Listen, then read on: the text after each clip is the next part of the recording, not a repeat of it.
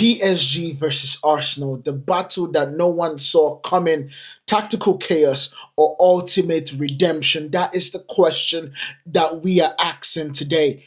Arsenal, will they shock the world again, or will PSG get their revenge?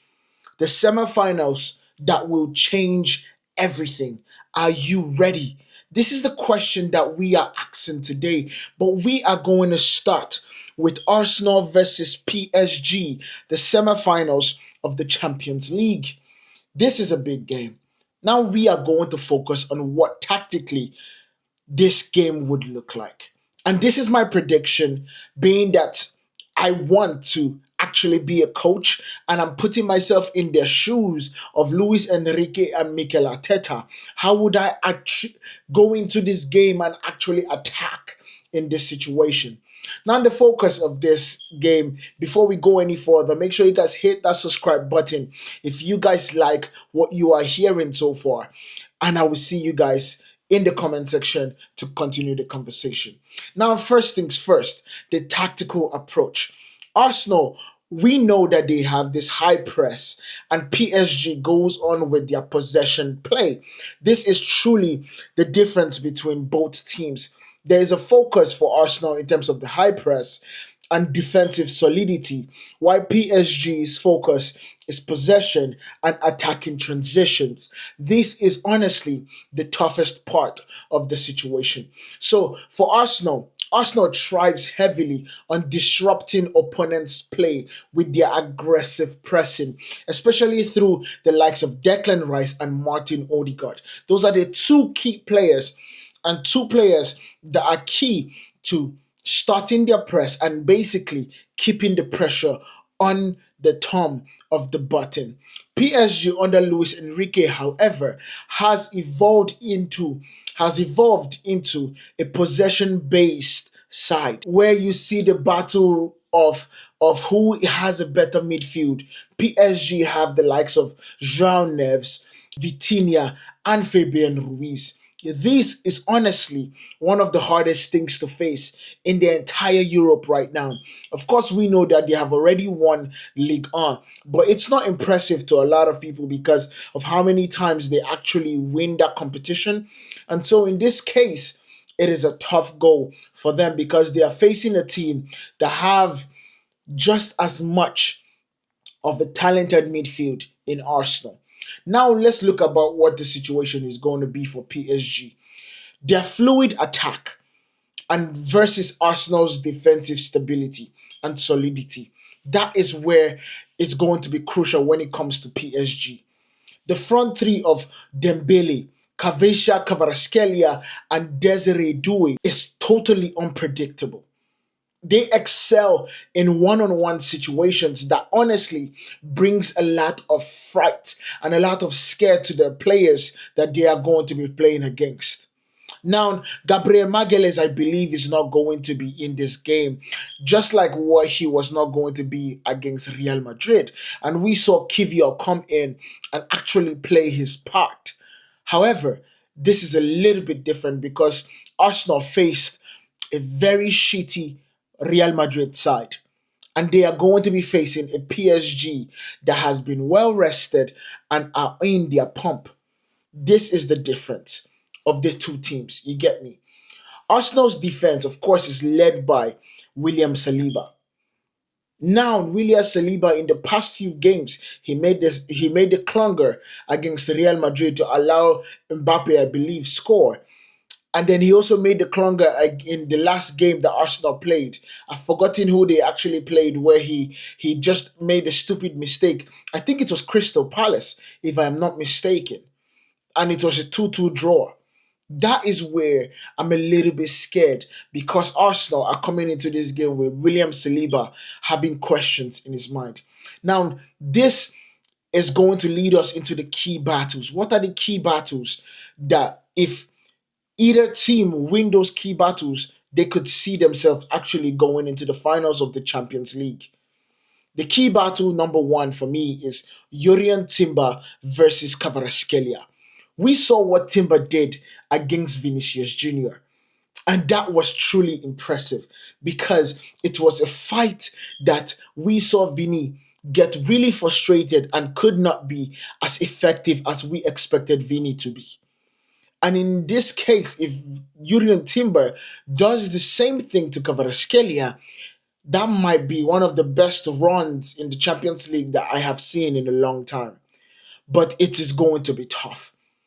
It is going to be tough. That one thing that I know, it's something that I'm going to be keeping an eye after, and let's see how it goes. Second key battle is going to be Bukayo Saka versus Nuno Mendes. We have seen Mendes put Mohamed Salah in his pocket. However, we have also seen Bukayo Salah pickpocket a lot of players and actually destroy what their plans are in order to actually keep him quiet. So that is going to be another big situation. And third but not the least is the set piece threat. Arsenal are deadly from set pieces, with Declan Rice deliveries causing serious havoc. PSG's defense is particularly Luigi Donnarumma has shown a serious vulnerability in aerial duels. This is honestly going to be a deciding factor in this game. If he comes in with shaky punches or shaky command of his area, Arsenal are going to capitalize on this situation. And that is the difference. And it might be the difference in this game. Now let's go into injuries and concerns over the lineups. This is something that has definitely been plaguing me so far while I thought about this game. Arsenal's midfield is going to need a reshuffle. With Thomas Partey suspended and Jorginho injured, Mikel Merino is expected to drop into the midfield alongside Declan Rice and Martin Odegaard. This could impact Arsenal's pressing intensity. Why did I say this? Because Thomas Partey did something against Real Madrid that he's not going to get the credit for. He has been able to give that midfield a lot of composure and a lot of calm for Declan Rice to be able to arrive in the box late. And for now, because Thomas Partey is suspended and is not going to be able to play, we might see Declan Rice play his position and see Mourinho play Declan Rice's position. So Declan Rice moves back into the number 6 and Mikel Merino comes from the number 9 and plays the number 8. In this situation, Mikel Merino does not have the aggressive ability to carry the ball like Declan Rice, nor is he prolific. Well, he's that prolific in front of goal, but I am a little bit skeptical in terms of his ability to carry the ball. Now, for PSG's attacking options, PSG has depth on the bench with Zaire Emery on the bench, Ramos, Lee Kang-in, all available in this game if they need it. However, Arsenal lack similar attacking reinforcement. Gabriel is not back. Jesus, sorry, is not back. Martinelli, yes, is back, but who else in the bench is Arsenal going to be calling on? Trossard? He's probably going to start with Mikel Merino coming back. Those are the problems that Arsenal are going to be facing, especially because they are playing at the Emirates. Now, the prediction and the X factor, because I want to separate those two a little bit because I think this game is going to be a tough one. Arsenal dominated PSG 2-0 in the group stage, but PSG has improved significantly since then.